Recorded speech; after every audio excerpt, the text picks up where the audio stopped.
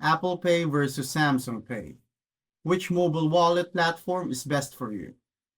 I'm going to help you decide if it's Apple Pay or Samsung Pay that is best for you.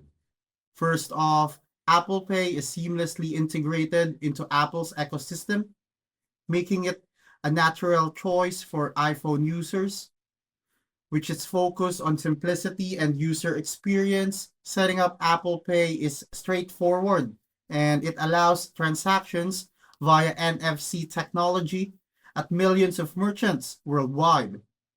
On the other hand, Samsung Pay stands out for its versatility.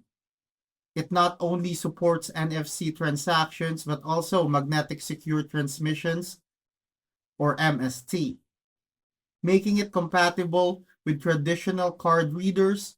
This means you can use Samsung Pay virtually anywhere you can swipe or tap a card, giving it an edge in accessibility. So, which platform is best for you? Choose based on your device and shopping habits, and enjoy the convenience of mobile payments.